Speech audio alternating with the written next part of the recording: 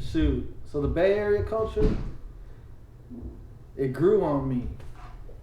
I wouldn't claim I'm even from the Bay, but I got enough experience, mobbing through the Bay, getting to know people just throughout the Bay, and living in San Jose. Shit, it ain't hard to know what's up with the Bay, cause shit, we eat that shit up.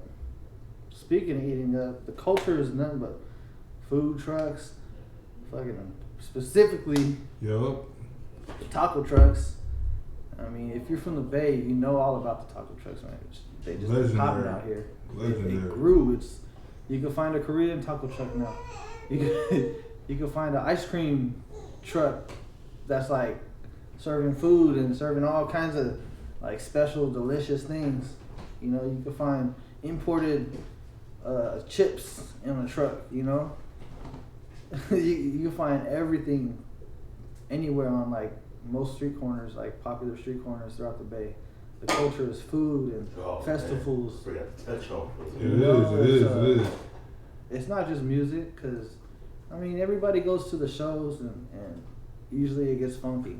So people had to start bringing in food and making it more of a cultural thing and involve merchandise and step the game up so that it ain't just a bunch of rappers singing with other rappers, like on the same stage. They got funk and shit, and the fans know it, and it wasn't going good when the culture was just beginning. There was a lot of like, oh man, a lot of funk at every show. But the Bay Area jumped out of that and became, man, the best shows, the best hit concerts. I think every month, bam, bam, bam, promoting. I think that's your generation that got it to where like like a nigga like you and me could be friends. East Palo Alto and San Jose in the house. Yeah, you know what I'm saying? Once upon a time, bro, you wasn't gonna see none of that. Oh hell no! You couldn't even step foot into that area.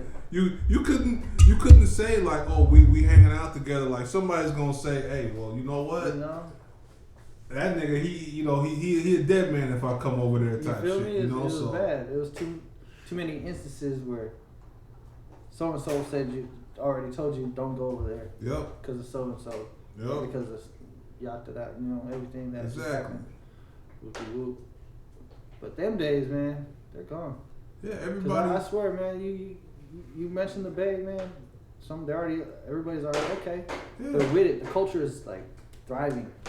And that's cool, because even though like a lot of us is gone because of gentrification, like we still fuck with each other. Like, it don't matter. It could be somebody in Vallejo or Richmond or whatever. We could be any part of the Bay saying, hey man, we gotta go over here and get this. Oh, okay, Pittsburgh, all right, I'll roll. Yeah. Back in the day, you couldn't just be riding anywhere like that. Oh, like back in the day, like you try to go pick up some tree, for example. Yeah. Shit, back when the clubs just came out.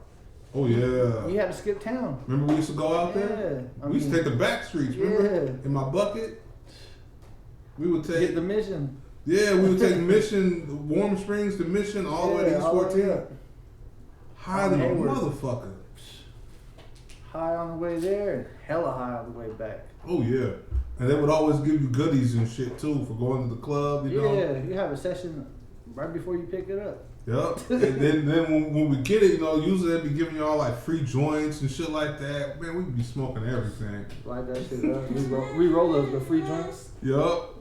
That was the good old days, bro. Yeah, the culture is like pretty much made an impact on the world. Oh, we forgot about the weed culture though.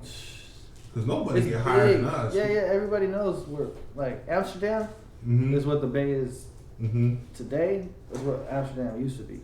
Yeah, because my boy was talking about Oregon. And Amsterdam ain't never been on the level the Bay's at. Nah. I don't think they've ever had how potent it is and how fucking fluent. How many strains they got. Crazy thing about us, we could stick our shit in the ground because they got all the indoor shit. We could stick our shit in the ground and be fucking them because we got the right climate. Make that shit still pop. Yo. We got the connoisseurs. Because this Bay Area boys, like they'll be talking about like, oh, I don't like the outdoor. I'm like, you doing it wrong. And then back in the days, recording in the studio, it was different to what it is now. Like everybody's home studio is like everywhere. I know. You know, back in the days, you really had to know a studio. You had to book it. You had to know somebody. You know, whether it be like somebody famous that just Yeah, or whether they had a motherfucking, what was that? They said 4 or tracks? you hit up the damn the actual radio station and go record some stuff over there, like, because that's where the recording studio was. Or the record label had a studio, and now it's in your pocket. Yeah. And all thanks to the Bay Area. Yeah. I mean, where do you think all that technology came from? Yeah, remember we were talking about JT earlier? Yeah. You know, he was the one who, I read his book. Producers, bruh.